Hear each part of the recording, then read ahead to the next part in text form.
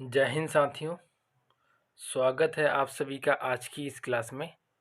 आज से हम वर्ग 2 का जो हिंदी साहित्य का चैप्टर है, हिंदी भाषा का, उसको हम पढ़ेंगे और इसको हम सिस्टोमेटिकली जो भी आपको सिलेबस में टॉपिक दिए उसके अनुसार ही पढ़ेंगे और साथ ही साथ इसके जो प्रश्न होंगे उनको पर डे हल करेंगे। ठीक है, तो सबसे पहले स्टार्ट करते हैं। जैसा कि आप सिलेबस से मैच करके पढ़िए इस चीज़ को। भाषाई समझ, इसी को आप क्या बोलेंगे, अवबोध। जैसा कि उसमें हेडिंग में आपको दिया गया है सिलेबस को, यदि आप देखेंगे कि वाक्य बोध और भाषा बोध, और इसके अंतर्गत जो हमारा सबसे पहला टॉपिक दिया गया है वह क्या है, विराम चिन्ह और उसके जो अनुप्रयोग हैं उनके बारे में बताया गया है। तो हम बिल्कुल सिस्टमेटिक पढ़ेंगे पूरे चैप्टर को ध्यान से। ठीक है, तो चलिए पहले जानते हैं कि विराम चिन्ह होते क्या हैं। तो देखिए, विराम का जो अर्थ होता है सामान्यतः यहाँ पे जो लिखा है विराम और चिन्ह, इसका जो अर्थ होता है क्या होता है, ठहराव या फिर रुकना। और जो चिन्ह होता है इसका शाब्दिक अर्थ क्या होता है, संकेत। तो इस पूरे तथ्य का अर्थ क्या है, यदि हम इसे एक परिभाषा में पुरोते हैं तो कई बार क्या होता है, हम किसी कहानी कविता को जब पढ़ते हैं तो उसको पढ़ते समय बीच में कुछ स्थानों पर हमें रुकना होता है सांस लेने के लिए। तो उस रुकने वाले स्थान पर ही हम जिन चिन्हों को लगा देते हैं उसी को हम क्या बोलते हैं, विराम चिन्ह कहते हैं। तो विराम का शाब्दिक अर्थ ठहराव भी होता है और रुकना भी होता है, और चिन्ह का अर्थ क्या है, संकेत। इसको हम एक परिभाषा के माध्यम से पूरा करेंगे। तो लेखक के भावों और विचारों को स्पष्ट करने के लिए बीच बीच में स्वर को क्या करते हैं, परिवर्तित करते हैं। कभी स्वर को थोड़ा जोर देकर बोलते हैं, कभी थोड़ा आराम से बोलते हैं। तो इस प्रकार से आप उसको यदि परिवर्तित करते हैं तो परिवर्तित करने के लिए जो आप प्रयुक्त चिन्ह करते हैं उसी का नाम क्या होता है, विराम चिन्ह। तो इस परिभाषा से जो प्रश्न बनता है वह क्या होता है कि भाव और विचारों को स्पष्ट करने के लिए हम बीच बीच में जो ठहराव लेते हैं उन्हें क्या कहते हैं, तो आंसर आ जाएगा विराम चिन्ह कहते हैं उनके। ठीक है, दूसरा प्रश्न इनके शाब्दिक अर्थों से भी बन सकता है। इस बात को हम उदाहरण के माध्यम से समझते हैं।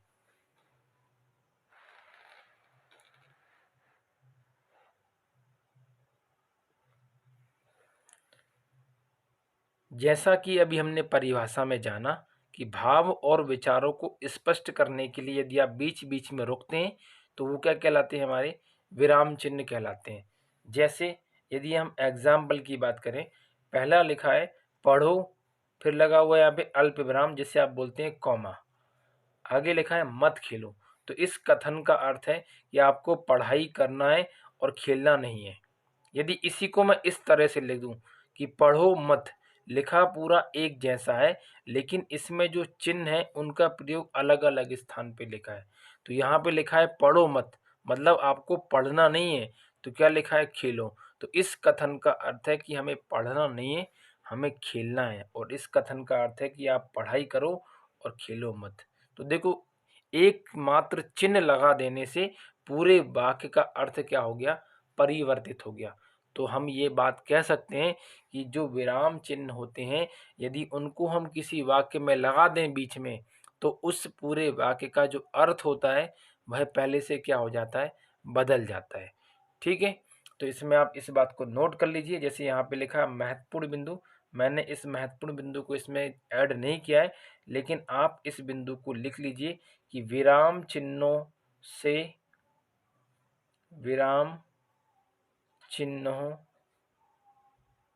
से वाक्य का अर्थ बदल जाता है। वाक्य का जो अर्थ होता है वह क्या हो जाता है, बदल जाता है। आगे है विराम चिन्ह से संबंधित महत्वपूर्ण बिंदु। तो पहला बिंदु आप यही वाला याद करेंगे। दूसरा है विराम चिन्हों के प्रयोग से भाषा में क्या आती है, स्पष्टता आती है। तो इस बात को आप इसमें याद रखेंगे। आगे है हिंदी में प्रयुक्त सभी विराम चिन्ह, हम हिंदी भाषा में जितने भी विराम चिन्हों को प्रयोग करते हैं, ये सब किस भाषा से लिए हमने? अंग्रेजी भाषा से सीधे हम भारतीय भाषा में इनको प्रयोग कर रहे हैं। हम जितने भी हिंदी भाषा में विराम चिन्हों को पढ़ते हैं वो सब किस भाषा के हैं? अंग्रेजी भाषा के। और सीधा का सीधा हम उन्हें हिंदी भाषा में उनको हम पढ़ रहे हैं। आगे है, संस्कृत भाषा में केवल एक पूर्ण विराम का ही प्रयोग किया जाता है।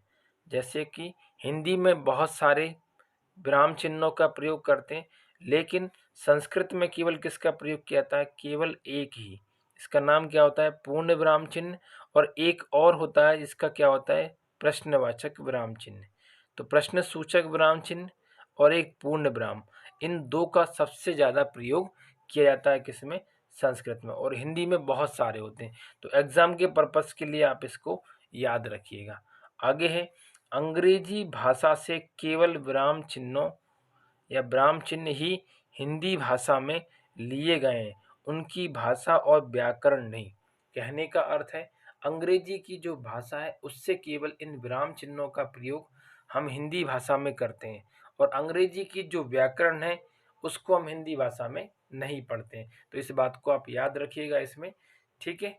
आगे हम इसमें जानते हैं कि हिंदी में प्रयुक्त होने वाले जो महत्वपूर्ण विराम चिन्ह हैं उनके बारे में। तो इसमें लगभग 15 विराम चिन्हों का हम अध्ययन करेंगे, जो कि हमारे एग्जाम के लिए बहुत ज़्यादा क्या है? इम्पोर्टेंट है। तो एक एक करके हम इनको आराम से समझते हैं।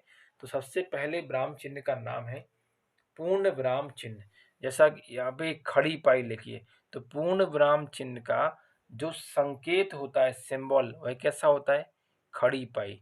हिंदी भाषा में ऐसे यदि कोई लाइन आप खड़ी करके खींच रहे हैं तो उसका नाम होता है खड़ी पाई। और इस पूर्ण विराम का अर्थ क्या होता है? कि पूरी तरीके से रुक जाना। यदि आपका वाक्य पूरा समाप्त हो गया है तो वाक्य के समाप्त होने के बाद सबसे आखिरी में आप जिस चिन्ह का प्रयोग करते हैं उसी को हम क्या कहते हैं? पूर्ण विराम कहते हैं, ठीक है। जैसा कि परिभाषा में नीचे लिखा है कि जब कोई वाक्य या कथन पूर्ण हो जाता है तो पूर्ण विराम चिन्ह का हम क्या करते हैं? उसमें प्रयोग करते हैं। जैसे वह मोहन है, एक उदाहरण आपका ये हो जाएगा। दूसरा है रमेश ईमानदार है। तो ये मैंने वाक्य बोले, वाक्य कैसे हो गए? बोलने के बाद पूरे हो गए, तो उसके पीछे आप क्या लगा सकते हैं? पूर्ण विराम के चिन्ह का प्रयोग कर सकते हैं। आगे है इसमें कि पूर्ण विराम का प्रयोग हम किन किन वाक्यों में करते हैं सामान्यतः। तो जो विधानार्थक वाक्य होते हैं, दूसरे जो निषेधार्थक वाक्य होते हैं, तीसरे जो इच्छार्थक वाक्य होते हैं, चौथा जो संकेतार्थक वाक्य, और सबसे आखिरी में कौन से हैं? संदेहार्थक वाक्य।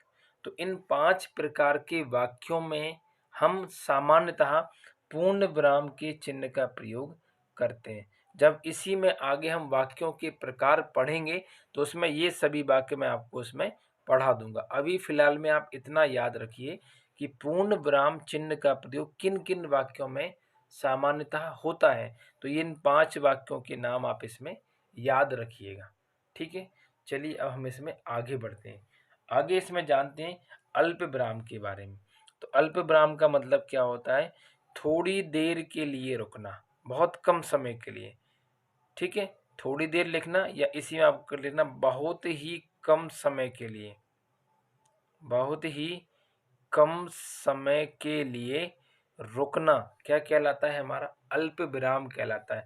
और इसका सिंबल होता है ऐसे, जिसे हम बोलते हैं इंग्लिश में कॉमा, ठीक है। अब हम इसके प्रयोग के बारे में बात करते हैं।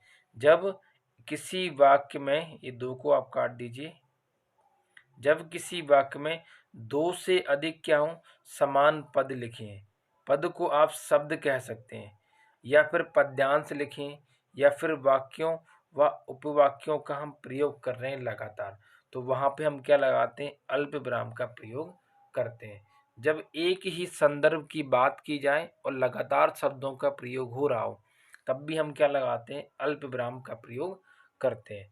जैसे उदाहरण की यदि हम इसमें बात करें तो उदाहरण के तौर पे जैसे मैंने यहाँ लिखा है राम, लक्ष्मण, भरत, शत्रुघ्न भाई हैं। तो यहाँ पे बात किसके संदर्भ में हो रही है? ये चारों आपस में क्या है? भाई। और चारों को आपस में जोड़ने के लिए हम क्या कर रहे हैं? यहाँ पे एक कॉमा लगा रहे हैं जिसे आप क्या कह रहे हैं, अल्प विराम। और सबसे आखिरी में जब मैंने इन चारों के नाम लिखे तो यहाँ पे मैंने कॉमा नहीं लगाया। तो इस बात को आप याद रखिएगा। जैसे ही हम आखिरी वाला शब्द लिखते हैं तो उसके ठीक पहले हम क्या करते हैं, अल्प विराम का प्रयोग नहीं करते। हम किसका प्रयोग करते हैं, उसके स्थान पर और का प्रयोग करते हैं। तो इस प्रकार आप इस बात को याद रख सकते हैं कि लगातार शब्दों के बीच में यदि अल्प विराम लगा होता है और जब हम अंतिम अल्प विराम लगाने जाते हैं तो अंतिम अल्प विराम ना लगा के हम किसका प्रयोग करते हैं, और का प्रयोग करते हैं। तो इस बात को आप इसमें याद रखिएगा। दूसरा उदाहरण इसमें कहा लिखा गया है कि वह रोज आता है। मतलब ये वह के बारे में बात कर रहे हैं, कोई व्यक्ति है, वह रोज आता है। फिर आगे लिख रहे हैं पढ़ता है, लिखता है और लिखा है और चला जाता है। ठीक है, तो देखो यहाँ पे इसका प्रयोग किया है क्योंकि इसी व्यक्ति के बारे में अलग अलग क्रियाओं को लेकर बातें हो रही हैं कि पहले वो आता है, फिर पढ़ता है, फिर लिखता है और आखिरी में क्या हो जाता है, वो चला जाता है। फिर यहाँ पे मैंने और का प्रयोग किया है। तो अंतिम अल्प विराम के रूप में सदैव हम और का ही प्रयोग करते हैं। ठीक है, अब आगे है इसमें कि अंतिम अल्पविराम के रूप में सदैव किसका प्रयोग करते हैं हम, और का। ये बात मैंने आपको बता दी है। इसी में आगे कि हिंदी भाषा में सबसे अधिक प्रयोग किया जाने वाला विराम चिन्ह कौन सा होता है। तो आंसर में आप क्या लिखेंगे, अल्प विराम। ये जो अल्प विराम है जिसे आप कॉमा कहते हैं, ये पूरी हिंदी भाषा में सबसे ज़्यादा प्रयोग होने वाला क्या है, विराम चिन्ह। इम्पोर्टेंट क्वेश्चन है हमारे एग्जाम के लिए। दूसरा है शब्दों की यदि क्या हो रही हो, पुनरावृत्ति हो रही है। यदि एक ही शब्द की बार बार पुनरावृत्ति हो और कम से कम 2 बार पुनरावृत्ति हो रही है तो उन दोनों शब्दों के बीच में जो कि एक समान लिखे गए हैं, हमेशा किसका प्रयोग करते हैं अपन, अल्प विराम का प्रयोग करते हैं। जैसे सुनो सुनो वह गा रही है, इसका मतलब कोई गीत गा रहा है और कोई व्यक्ति बीच में उठ के आपसे कह रहा है कि सुनो सुनो वह गा रही है। तो इन दो सुनों के बीच में हम किसका प्रयोग करेंगे, अल्प विराम का। इसी प्रकार नहीं नहीं, यह नहीं हो सकता, मतलब इन दो नहीं नहीं के बीच में हमने किसका प्रयोग कर दिया, अल्प विराम का। अब आगे इसमें हम जानेंगे अर्ध विराम के बारे में। अर्ध विराम का चिन्ह कैसा होता है, एक ऊपर बिंदु होती है और नीचे उसके क्या लगा होता है, एक कॉमा लगा होता है। इसी को हम क्या बोलते हैं, अर्ध विराम चिन्ह कहते हैं। अब इस चिन्ह का प्रयोग हम कहाँ कहाँ करते हैं, तो सबसे पहला कथन लिखा है कि इस चिन्ह का प्रयोग डिग्री उपाधियों के लेखन में किया जाता है। तो जितने भी प्रकार की डिग्रियां हैं और उपाधियां, उनको लिखते समय हम इसी का प्रयोग करते हैं। जैसे मैंने पहले डिग्री का नाम लिखा है BE, तो ये लिखा गया B और ये लिखा गया E और इसके बीच में मैंने इस चिन्ह का प्रयोग कर लिया। तो ये जो चिन्ह का मैंने प्रयोग किया हुआ है इसमें, ये क्या है हमारा, अल्प विराम, सॉरी अर्ध विराम। इसका लिखा है PhD, तो ये पहली डिग्री है, इसके बाद जस्ट मैंने दूसरी डिग्री का नाम लिखा है। फिर से मैंने यहाँ क्या लगा दिया, अर्ध विराम। ये तीसरा लिख दिया MBA, इसी प्रकार के इनके बीच में क्या लिखा है, अर्ध विराम। और आखिरी में हमने किसका प्रयोग कर लिया, इत्यादि का। तो इस बात को आप याद रखिएगा कि डिग्रियों के नाम के बीच में हम अर्ध विराम का प्रयोग करते हैं। अगला है, यदि किसी मुख्य वाक्य के संदर्भ में अन्य सहायक वाक्यांश का प्रयोग कर रहे हैं, यदि हम एक ही बात को बोल रहे हैं और उसी बात को लेके कुछ और कथन एक्स्ट्रा जोड़ना चाह रहे हैं हम सहायक के तौर पे, तो वहां भी हम किसका प्रयोग करते हैं, अर्ध विराम का प्रयोग करते हैं। इसे हम उदाहरण की सहायता से समझते हैं। जैसे छोटे छोटे बच्चे पानी में क्या हो जाते हैं, घुस जाते हैं। फिर पानी में क्या करते हैं, वो उछलते हैं। आगे पानी से क्या करते हैं, वो खेलते हैं। और क्या करते हैं, पानी की वो तरंगे बनाते हैं। तो अभी मैंने पीछे आपको बताया, तो एक ही मुख्य वाक्य के बारे में कुछ सहायक बातें उसमें आप जोड़ रहे हैं। तो ये था इसका मुख्य वाक्य। इसी के संदर्भ में ये 2 या 3 बातें हैं जो कि इसकी क्या कर रही हैं, सहायता कर रही हैं। तो जब एक ही मुख्य कथन के संदर्भ में कुछ सहायक बातें की जाती हैं तो उनके बीच में भी हम किसका प्रयोग करते हैं, अर्ध विराम का प्रयोग करते हैं। यदि आप अर्ध विराम का प्रयोग नहीं करना चाहते हैं तो कुछ आपको दूसरा शब्द इसमें जोड़ना होगा। जैसे छोटे छोटे बच्चे पानी में घुस जाते हैं तो पानी उछालते हैं, कॉमा लगाएंगे, फिर पानी से खेलते हैं व तरंगे बनाते हैं। यदि आप इसका प्रयोग नहीं करना चाहते हैं, यदि वो पूछ रहा है कि इसमें आपको विराम चिन्ह लगाना है, तो इनमें लगातार किसका प्रयोग करना पड़ेगा, हमें विराम चिन्ह का प्रयोग करना होगा। आगे इसमें एक नोट लिखा गया है। नोट में कहा गया है कि समय का क्रम, यदि आपसे पूछा जाता है कि पूर्ण विराम, अर्ध विराम और अल्प विराम, इन तीनों में से सबसे ज़्यादा समय कहाँ लगता है रुकने के लिए, तो आंसर होगा पूर्ण विराम। सबसे कम समय का इसमें लगता है अल्प विराम में। तो हम इसमें कह सकते हैं कि अर्ध विराम में जो रुकने का या ठहरने का समय होता है वह पूर्ण विराम से कैसा होता है, कम, और अल्प विराम से क्या होता है, ज़्यादा होता है। तो इस क्रम को आप इसमें याद रखिए, हमारे एग्ज़ाम के लिए क्या है, ये इम्पोर्टेंट है। ठीक है। अगला विराम चिन्ह है योजक चिन्ह। योजक चिन्ह को हम ऐसे डैश की सहायता से दर्शाते हैं। इसका प्रयोग कहाँ करते हैं, तो जब भी हम द्वंद्व समास की बात करते हैं या फिर शब्द युग्मों की बात करते हैं, तो उन दोनों के बीच में उन दोनों शब्दों को जोड़ने के लिए या उन दोनों शब्दों को अलग करने के लिए हम किसका प्रयोग करते हैं, योजक चिन्ह का प्रयोग करते हैं। नाम में भले ही योजक लिखा है, इसका प्रयोग जोड़ने और तोड़ने दोनों के लिए होता है। ये जरूरी नहीं है कि नाम में योजक लिखा हो तो केवल जोड़ने के लिए ही करेंगे। तो इस बात को भी आप इसमें याद रखिएगा। जैसे उदाहरण की बात करें, अभी अभी, देखो ये पूरा कथन नहीं है, केवल ये शब्द हैं, नहीं तो आप उल्टा करके लिख दो। तो अभी अभी को जोड़ने के लिए हम किसकी बात कर रहे हैं, योजक चिन्ह की। धीरे धीरे के बीच में क्या लगाएंगे, योजक चिन्ह। इसी प्रकार से इधर इधर, यहाँ वहाँ, दिन रात क्या है, एक प्रकार का द्वंद्व समास है। ठीक है, और इनके बीच में क्या लगाए, योजक चिन्ह। पानी वानी, ठीक है, तो ये सब क्या कहलाते हैं, हमारे योजक चिन्ह कहलाते हैं। इसी प्रकार से दो शब्दों को जोड़ने के लिए या फिर दो विपरीत शब्दों को अलग अलग करने में हम किसका प्रयोग करते हैं, योजक चिन्ह का प्रयोग करते हैं। विपरीत शब्द सभी ने पढ़े हुए हैं, ठीक है, ये वाले। और जोड़ने के लिए पढ़ा होगा, जैसे माता पिता, बीच में क्या लगाए, योजक चिन्ह। इसको आप क्या लिखेंगे, माता और पिता। इसी प्रकार से लड़का लड़की, लड़का और लड़की, धर्म अधर्म, धर्म और अधर्म। तो इस प्रकार से हम इन दोनों को क्या कर रहे हैं, आपस में जोड़ रहे हैं। यदि हम बात करें लाभ हानि, तो एक ही वस्तु पर या तो हमें लाभ होगा, अन्यथा क्या होगी, हानि होगी। तो इसमें यदि हम इसको अलग करके लिखेंगे तो क्या होगा, लाभ अथवा हानि, या फिर क्या होगा, लाभ या हानि। इसी प्रकार से शुभ अशुभ, शुभ या अशुभ, ठीक है, और जीवन या मरण। तो इस प्रकार से यदि जहाँ कहीं भी आपको डैश लगा मिलता है और इस तरह के नियम आपको देखने को मिलते हैं, तो उस शब्द में आप क्या लगाते हैं, योजक चिन्ह का प्रयोग करते हैं। जैसे कई बार हम ये लिखते हैं कि जैसे जैसे, कई बार क्या होता है, कोई वाक्य हम लिख रहे हैं और बीच में लिखते लिखते समय किसी चीज़ को बार बार लिखना होता है, तो हम ऐसे करके इसको जैसे जैसे करके डैश करके दो लिख देते हैं। इसका मतलब ये चीज़ दो बार लिखी जा रही है। तो वहाँ पर भी किसका प्रयोग होता है, हमारा योजक चिन्ह का ही प्रयोग होता है। अब हम इसमें जानते हैं प्रश्नवाचक जो योजक चिन्ह होता है उसके बारे में।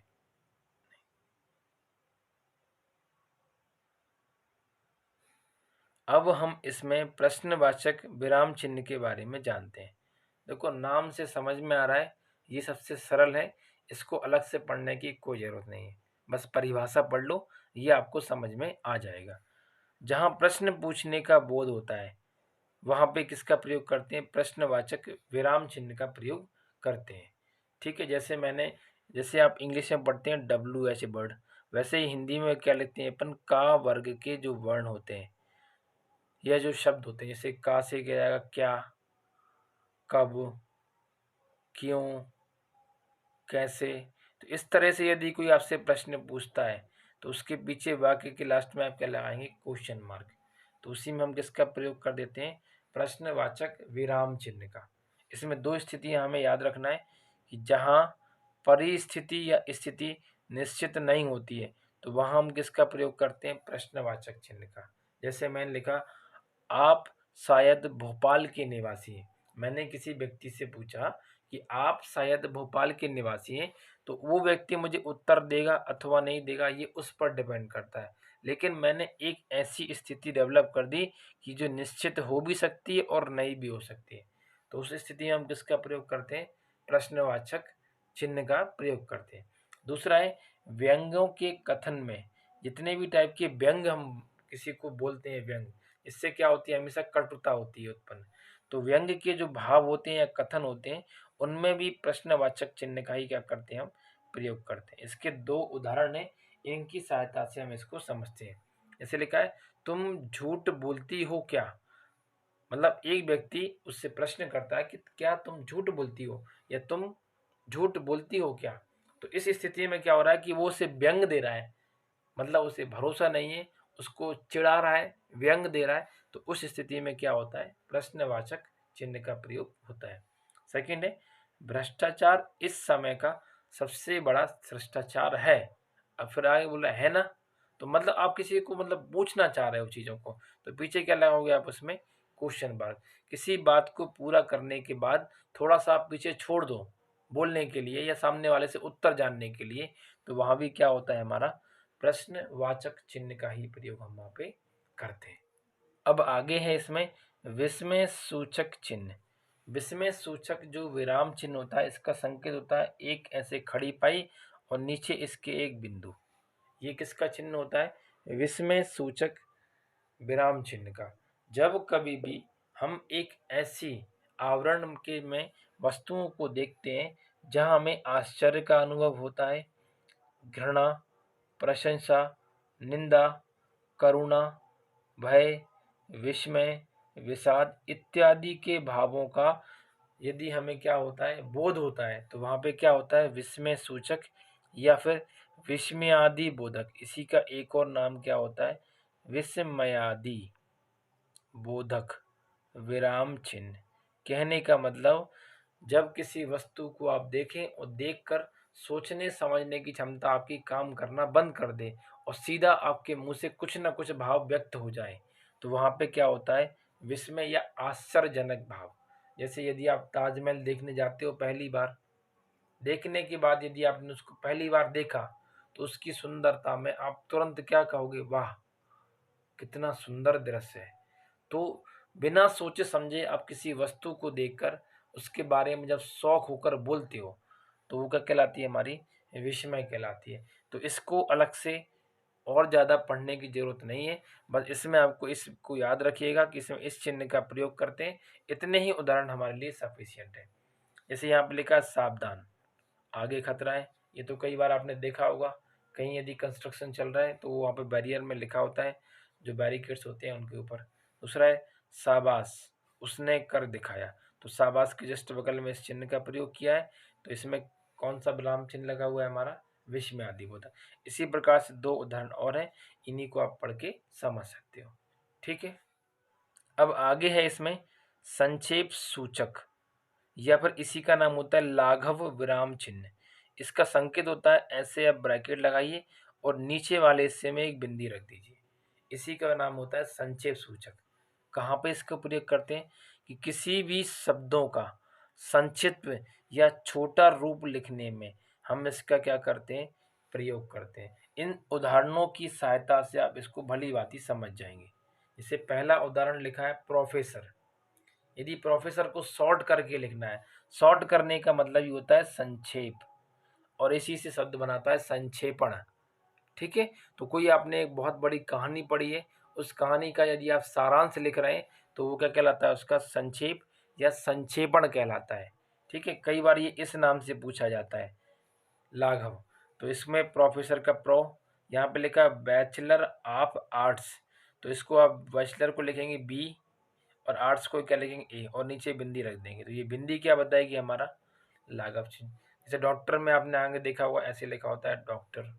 पंडित में पंडित ऐसे देखा होगा।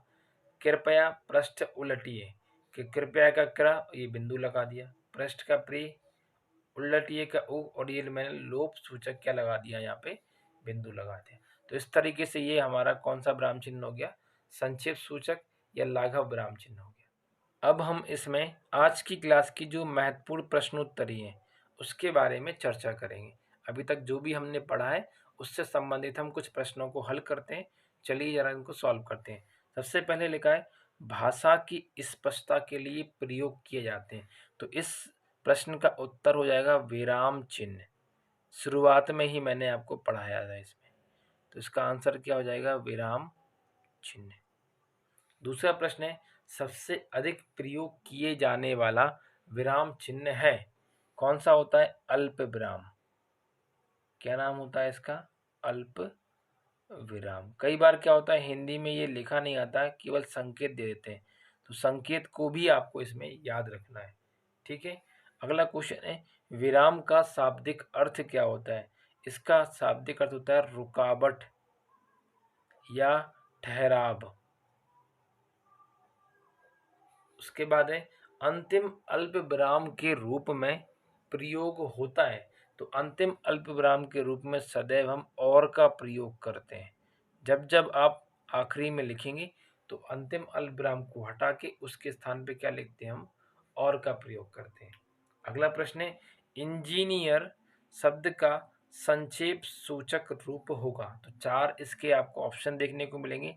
तो इसका सही उत्तर क्या होगा? इंजी, और इधर नीचे क्या लगा देंगे आप? इसमें लोप सूचक या संक्षेप सूचक चिन्ह लगा देंगे।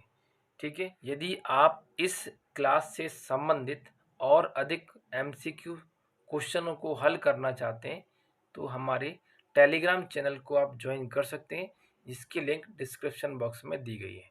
और इस क्लास से संबंधित जो पीडीएफ की नोट्स होगी वो भी आपको टेलीग्राम चैनल पर ही प्रोवाइड कर दी जाएगी। तो आज के लिए इतना ही। मिलते हैं हम अगली वीडियो में।